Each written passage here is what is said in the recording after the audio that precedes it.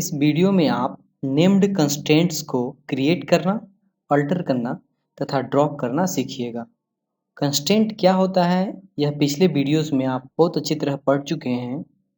जो कंस्ट्रेंट आप अभी तक पढ़े उसमें हम लोग कोई नेम स्पेसिफाई नहीं करते थे।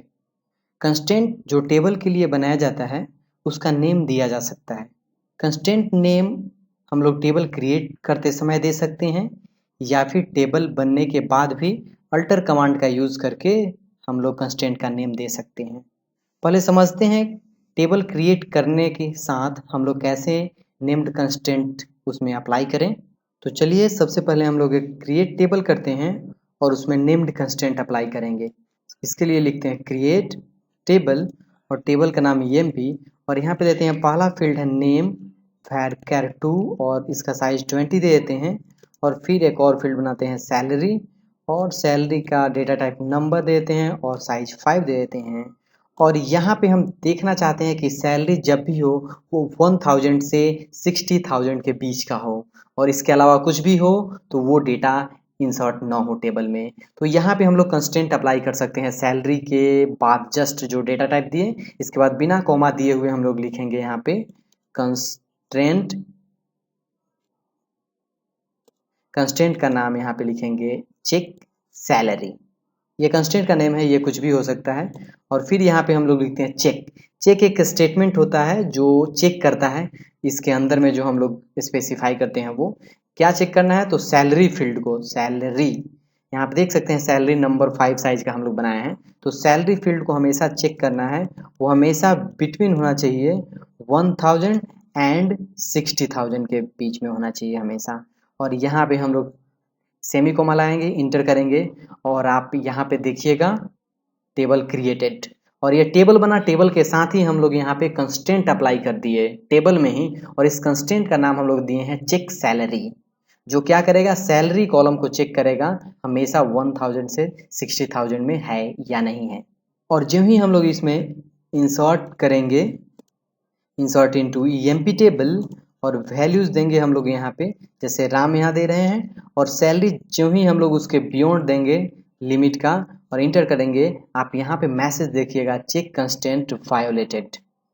और जो ही हम लोग इसको लिमिट में लाएंगे, जैसे हम लोग यहाँ पे 60,000 कर देते हैं और इंटर करते हैं, आप देख सकते हैं 1 रो क्रिएटेड। अब यदि इस चेक सैलरी कंस्टेंट को मॉडिफाई करना है, यानी जो हम लोग लिमिट दिए हैं इसमें बनाते समय 1000 टू 60,000, यदि हम इस चीज़ को, इस लिमिट को मॉडिफाई करना चाहते हैं, जैसे हम इसको 80,000 करना चाहते हैं या कुछ और करना चाहते हैं, तो सबसे पहले हमको इस कंस्टेंट जिसका नाम है चेक सैलरी इसको ड्रॉप करना होगा और फिर हमको दूसरा कंस्टेंट इस टेबल में अप्लाई करना पड़ेगा अल्टर कमांड का यूज करते हुए।